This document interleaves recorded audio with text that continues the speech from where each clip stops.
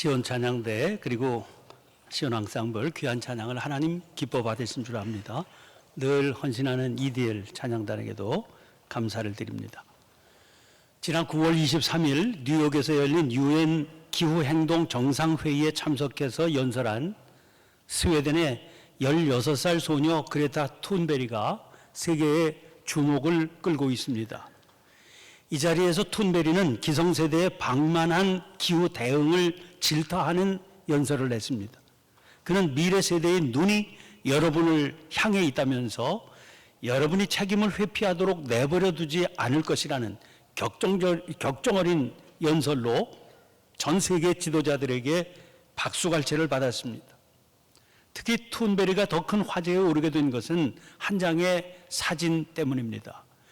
미국의 트럼프 대통령은 툰베리의 연설이 끝난 뒤에 회의장에 뒤늦게 도착했는데 그가 기자들과 얘기를 나누는 모습을 뒤에서 무섭게 노려보고 있는 툰베리의 얼굴 표정이 그 사진에 찍혔기 때문입니다.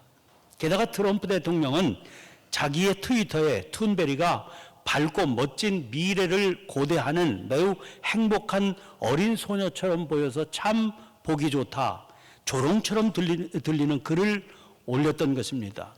이 글은 세계 지도자를 자처하는 사람이 이 위기 상황을 어떻게 생각하고 있는지를 단편적으로 보여주는 것이어서 사람들에게 큰 충격을 안겨주었던 것이지요. 16살 어린 소녀가 나서야 할 정도로 상황이 심각합니다. 연이어 들어닥치고 있는 우리나라 가을 태풍만 봐도 상황의 심각성을 알 수 있습니다. 학자들은 이런 기상이변이 해수 온도의 급상승 때문일 것으로 추측하고 있습니다. 그 말은 앞으로 여러 종류의 자연재해들이 훨씬 더 심각한 모습으로 찾아오게 되리라고 하는 의미가 되기도 하지요. 그런 위기를 인류가 어떻게 슬기롭게 대처해 나갈 것인가에 마음과 지혜를 모아야 될 것입니다. 진지한 마음으로 사안을 바라보고 문제를 해결해 나가려는 자세가 반드시 필요할 겁니다. 이것은 비단 지도자들의 문제만이 아닙니다. 우리 모두에게 요구되는 숙제이기 때문입니다. 그런데 성경을 보아도 지진이나 기근 같은 재해의 기사들이 수없이 등장하고 있습니다. 그것을 보면 자연재해로 인한 어려움은 요즘 시대만의 문제는 아니었음을 알 수 있습니다. 성경에 그런 기사들이 등장하고 있는 것은 그 모든 재해들 속에 숨어있는 영적인 의미를 알기 위해서입니다. 하나님의 사람들에게 자연재해라고 하는 것은 그냥 일어나는 어떤 사건이 아니거든요. 그 속에는 반드시 그 시대 사람들에게 말씀하시는 하나님의 음성이 담겨 있기 때문입니다. 오늘 본문 말씀에 실려있는 요엘서가 그 대표적인 경우입니다. 요엘서에 등장하는 자연재해는 메뚜기 떼의 습격입니다. 우리로서는 좀처럼 경험하기 어려운 사건이지요. 1장 4절입니다. 팥중이가 남긴 것을 메뚜기가 먹고 메뚜기가 남긴 것을 느치가 먹고 느치가 남긴 것을 황충이 먹었도다. 여기 등장하는 팥중이, 메뚜기, 느치, 황충, 이건 사실은 넓게 보면 메뚜기의 모두 일종입니다. 그러니까 거대한 메뚜기 떼가 습격을 한 겁니다. 포도나무는 몽땅 망가졌습니다. 메뚜기 떼는 무화과 나무 껍질까지 몽땅 긁어먹어서 가지가 하얗게 되어 말라 죽고 말았습니다. 밭의 모든 소산을 찾아볼 수 없게 됐습니다. 아니, 사람도 굶어 죽는 판이니 가축이나 짐승들에게 돌아갈 목 있을 리 없지요. 이 지경에 처하자 심지어 성전에서 드리는 소제나 전제까지도 드릴 수가 없어서 끊어져 버리고 말았습니다. 뭐 그런 일이 있을 수 있나 싶을 겁니다. 1899년에 홍해에 메뚜기 떼가 찾아왔습니다. 메뚜기 떼는 무려 5,000평방킬로미터를 덮었습니다. 1평방킬로미터당 메뚜기의 숫자가 4,700만 마리에 달했다고. 그러니까 단순 계산을 해보면 전체 메뚜기의 숫자는 무려 2,350억 마리였다. 그런 계산이 나오게 되지요. 가까이에 1957년 소말리아에서 목격된 메뚜기 떼는 160억 마리로 추정되고 있습니다. 이런 일들이 일어나는 겁니다. 펄벅의 대지라고 하는 소설에는 메뚜기 떼 습격 장면이 이렇게 묘사되어 있습니다. 남쪽 하늘에 작은 먹구름이 이는가 싶더니 삽시간에 부채꼴로 퍼지며 온 하늘을 뒤덮었다. 세상이 온통 밤처럼 캄캄해지고 메뚜기들이 서로 부딪히는 소리가 천지를 진동했다.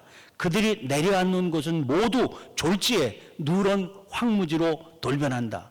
아낙네들은 모두 손을 높이 쳐들고 하늘에 도움을 청하는 기도를 올렸고, 남정네들은 밭에 불을 지르고 장대를 휘두르며 메뚜기 떼와 싸웠다. 그러면 어떻게 이런 거대한 메뚜기 떼가 형성될 수 있겠습니까? 1921년에 우바로브라고 하는 학자가 연구를 통해서 그 해답을 얻었습니다. 그가 연구한 바에 따르면 사막 메뚜기는 평소에는 독립적으로 돌아다니는 볼품없어 보이는 작은 곤충에 불과합니다. 그런데 이 메뚜기의 체질과 날개 색깔 등의 신체가 온도와 습도에 따라서 변하게 되더라는 거죠. 그러다가 어느 순간 아주 무서운 속도로 번식하며 먹어대는 거대한 집단들로 변하게 됩니다. 이런 때의 메뚜기는 보통 하루에 자기 몸무게만큼의 먹이를 먹어치우고, 경우에 따라서는 자기 몸무게의 3배까지도 먹어치우게 됩니다. 그러니까 이런 메뚜기 떼가 뒤덮인 지역 안에서는 나만 알 수 있는 것이란 없는 겁니다. 요엘의 시대에 이스라엘을 뒤덮은 메뚜기 떼의 습격이 이런 것이 없습니다. 그러므로 요엘의 메뚜기 떼 묘사는 하나도 과장된 것이 아니었을 겁니다. 아주 눈앞에 보이는 것처럼 생생한 묘사가 가능했던 것이 바로 그 때문이지요. 그런데 중요한 것은 이 일을 경험하며 요엘이 듣게 된 하나님의 음성입니다. 하나님께서는 이 무서운 메뚜기 떼의 습격이 임박한 여호와의 날의 모습과 같다고 말씀하십니다. 2장 1절 2절입니다. 시온에서 나팔을 불며 나의 거룩한 산에서 경고의 소리를 질러 이 땅 주민들로 다 떨게 할지니 이는 여호와의 날이 이르게 됨이니라. 이제 임박하였으니 곧 어둡고 캄캄한 날이요 짙은 구름이 덮인 날이라. 새벽빛이 산 꼭대기에 덮인 것과 같으니 이는 많고 강한 백성이 이르렀음이라. 이와 같은 것이 옛날에도 없었고 이후에도 대대에 없으리로다. 그리고 그 뒤에 이어지는 11절입니다. 여호와께서 그의 군대 앞에서 소리를 지르시고 그의 진영은 심히 크고 그의 명령을 행하는 자는 강하니 여호와의 날이 크고 심히 두렵도다. 당할 자가 누구이랴. 그러므로 무서운 메뚜기 떼는 사실은 크고 두려운 여호와의 날이 이제 오게 될 것이라고 하는 징조였다는 겁니다. 무서운 메뚜기 떼의 습격 앞에서도 살아남은 사람이 있을 겁니다. 그러나 그날이 오면 아무도 피할 수가 없습니다. 그래서 요엘은 외칩니다. 여호와의 날이 크고 심히 두렵도다. 당할 자가 누구이랴. 그러면 왜 하필이면 요엘의 시대에 이런 일이 일어났겠습니까? 성경 본문을 통해서는 요엘이 어느 시대의 사람이었는지 알아낼 수가 없습니다. 따라서 학자들 사이에서도 요엘의 시대에 대해서 의견이 분분하지요. 그런데 그 분분한 의견 중에 하나가 그 시대가 남왕국 유다의 요아스 왕 통치 시대였다. 그런 주장입니다. 요아스의 아버지가 아시아입니다. 그 아시아의 어머니가 아달랴인데 아주 포악한 여인입니다. 왕이었던 자기 아들 아시아가 북이스라엘을 방문하던 중에 그 나라에 반역이 일어납니다. 그래서 졸지에 죽게 되지요. 갑자기 왕위가 비게 된 겁니다.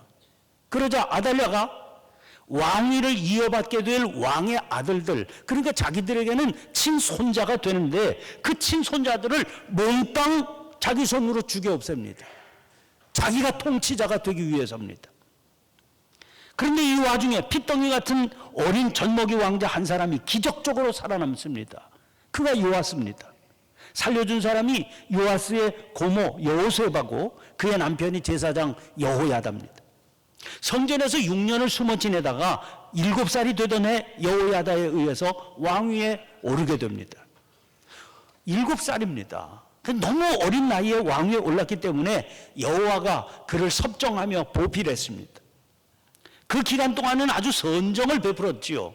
근데 문제는 섭정을 하던 여호야다가 죽고 난 뒤의 일입니다. 여호야다 대신 백성의 지도급 인사들에게 휘둘려서 우상 숭배의 죄에 빠져들었습니다. 요아스의 이러한 죄로 인해서 하나님의 진노가 유다와 예루살렘을 고통 속에 빠지게 했습니다. 역대하서 24장 17절 18절에 이 내용이 이렇게 간략하게 정리되어 있습니다. 여호야다가 죽은 후에 유다 방백들이 와서 왕에게 절하매 왕이 그들의 말을 듣고 그의 조상들의 하나님 여호와의 전을 버리고 아세라 목상과 우상을 섬겼으므로 그 죄로 말미암아 진노가 유다와 예루살렘에 임하니라. 자, 이런 시대였는데 그 땅에 환란이 찾아온 것이고 요엘은 이 환란 속에서 하나님의 음성을 듣게 된 거지요. 그 음성은 무엇을 일깨워 주었습니까? 메뚜기 때의 재앙은 단순한 재앙이 아니라는 겁니다. 다시 2장 1절 말씀 보시죠. 시온에서 나팔을 불며 나의 거룩한 산에서 경고의 소리를 질러 이 땅 주민들로 다 떨게 할지니 이는 여호와의 날이 이르게 됨이니라. 이제 임박하였으니. 메뚜기 재앙은 이미 일어난 겁니다. 그러나 요엘은 여호와의 날이 이제 임박하였다 그렇게 선포하고 있습니다. 그러니까 메뚜기 때의 재앙은 다가올 여호와의 날의 전조에 불과하다 하는 겁니다. 사람들은 지금 메뚜기 때의 습격으로 입은 경제적 손실에 마음이 가 있습니다. 그러나 요엘은 다가올 여호와의 크고 두려운 심판을 바라보고 있는 겁니다. 그러므로 요엘은 이 재앙 앞에서 자기가 듣게 된 여호와의 말씀을 외치고 있습니다. 2장 12절부터 14절입니다. 여호와의 말씀에 너희는 이제라도 금식하고 울며 애통하고 마음을 다하여 내게로 돌아오라 하셨나니 너희는 옷을 찢지 말고 마음을 찢고 너희 하나님 여호와께로 돌아올지어다.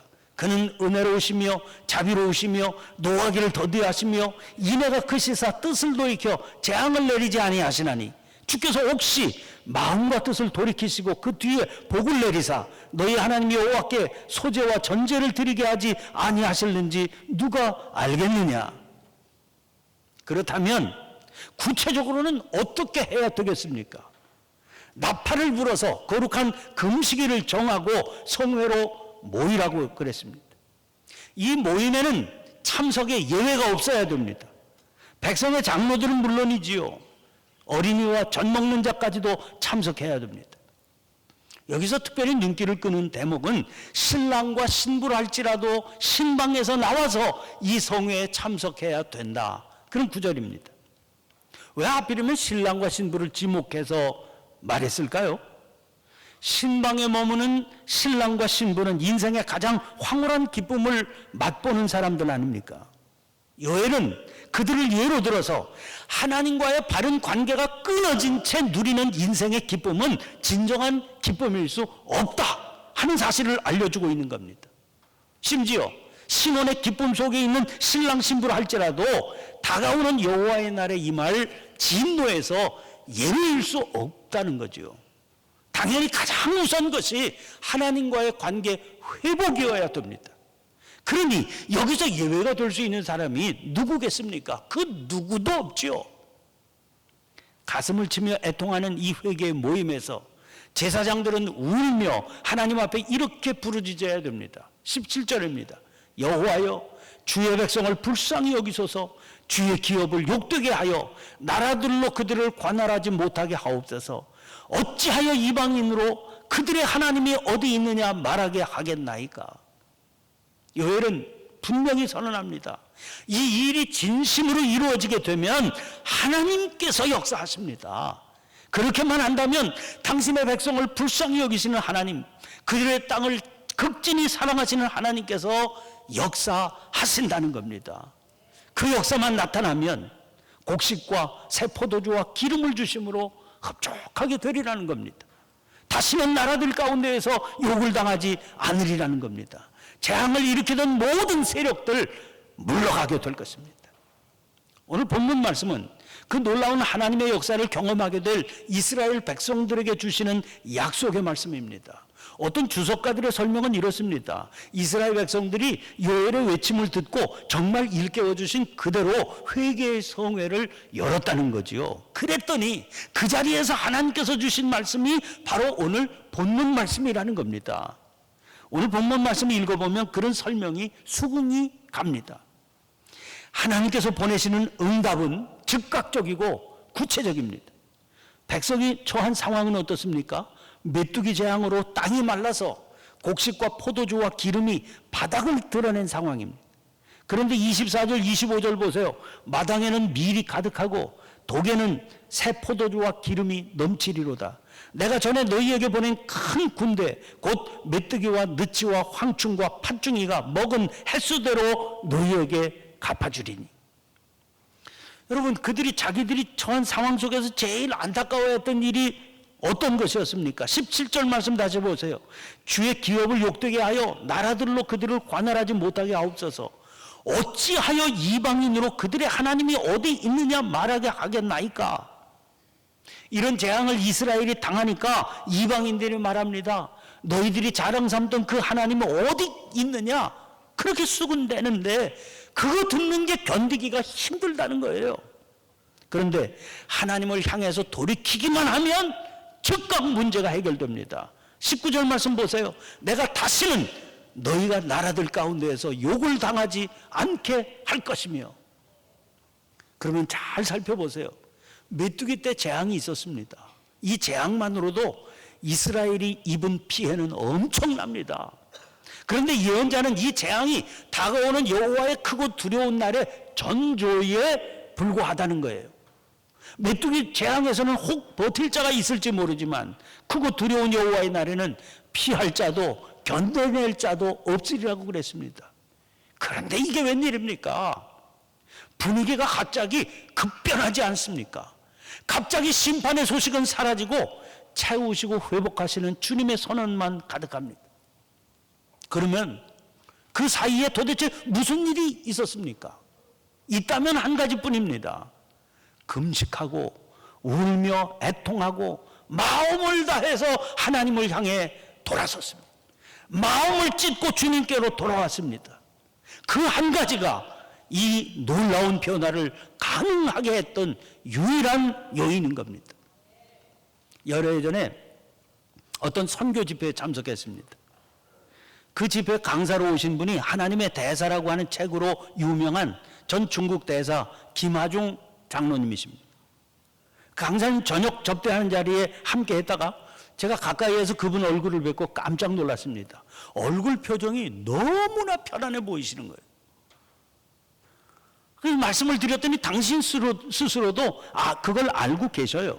더구나 장로님은 당신이 왜 그럴 수 있는지 그 비결까지도 알고 계셨습니다. 비결을 말씀하시는데 당신은 답을 알고 살기 때문이다 그러셨어요. 시간이 꽤 흘렀지만 답을 알고 산다. 그 말씀이 지금까지도 제 마음에 아주 생생하게 남아 있습니다.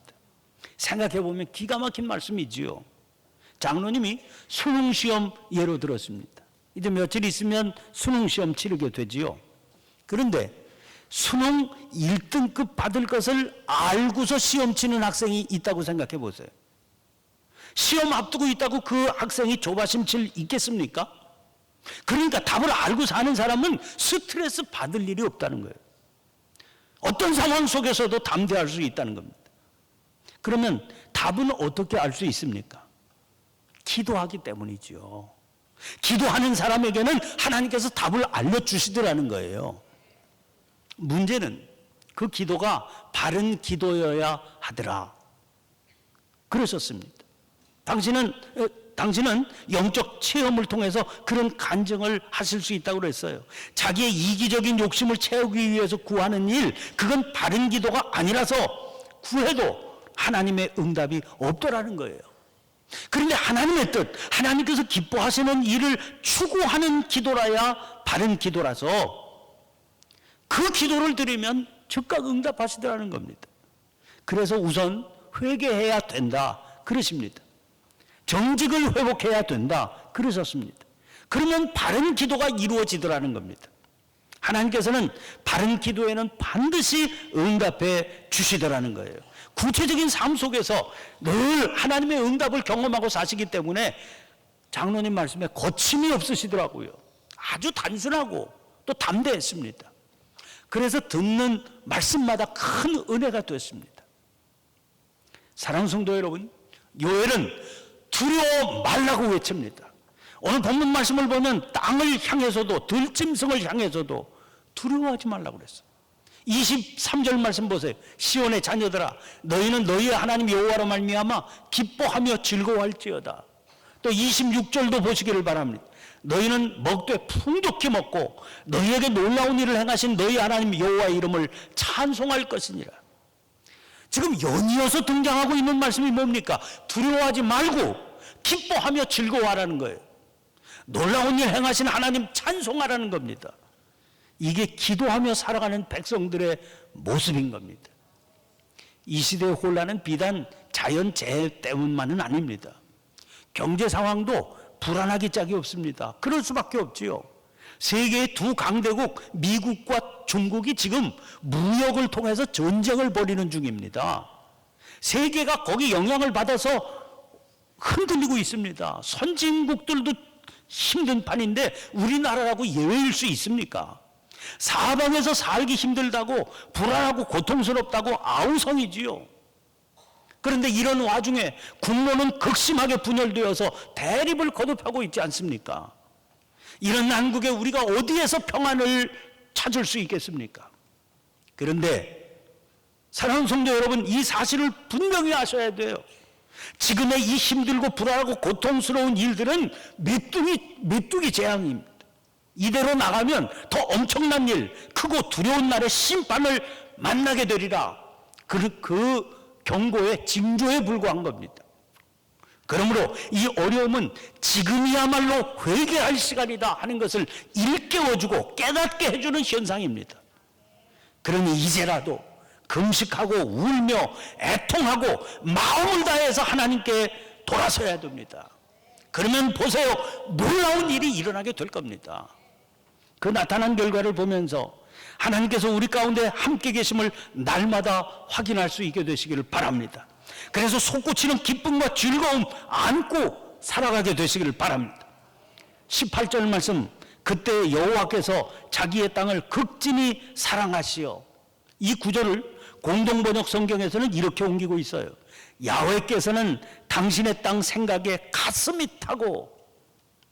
하나님께서는 언제 어떤 상황 속에서도 당신 백성들 생각에 가슴이 타들어가고 계세요.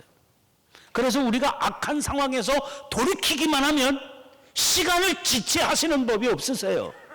가슴이 타들어가서 기다릴 수가 없으시기 때문이죠. 그래서 상황을 즉각 바꿔주십니다. 그러면 묻습니다. 지금 여러분 어떤 상황의 어려움 때문에 번민하고 계시는지요? 어떤 일로 두려워하고 계시는지요? 도대체 뭐에 지금 발목이 잡혀 계시는지요? 그 일, 그 상황 바라보지 마시기 바랍니다. 이제라도 돌이켜서 하나님만 바라보세요. 그것은 울며 애통하며 지금의 삶에서 돌이키는 일입니다. 청산할 것을 청산하는 일입니다. 그러면 반드시 회복의 역사가 나타날 겁니다. 절대로 두려워하지 마세요. 어떤 상황 속에서도 담대하세요. 큰 일을 하나님께서 이루실 줄로 믿습니다. 그러므로 그의 뜻 따라 걸으시며 기뻐하며 즐거워하시는 저 우리 모두가 될 수 있기를 주의 이름으로 축원합니다. 기도하겠습니다. 거룩하신 하나님, 저희들은 저희를 두렵게 만드는 폭풍 같은 바람 속에서 살아가고 있습니다. 매일매일의 삶이 메뚜기떼의 폭풍처럼 힘겹고 어렵습니다. 그러나 그런 일들이 앞으로 다가오고 있는 크고 두려운 일의 전조에 불과한 것임을 일깨워 주셨습니다. 또한 돌이키기만 하면 아무리 크고 두려운 일이라 할지라도 두려워할 필요도 겁낼 필요도 없음을 알게 해 주셨습니다. 귀로 듣기만 하면 무슨 소용이 있겠습니까? 옷을 찢지 말고 마음을 찢으라 하신 일깨움 붙들게 해 주시옵소서. 이제라도 돌이켜서 주님께로 돌아서라 하시는 일깨움도 믿음으로 붙들게 주옵소서. 그리하여 답을 알고 살아가는 전혀 새로운 삶, 평안하고 담대한 삶을 매일 매순간 누리며 살아가는 저희들이 되게 하여 주시옵소서. 세상을 이기시고 승리하신 예수님 이름으로 기도하옵나이다. 아멘.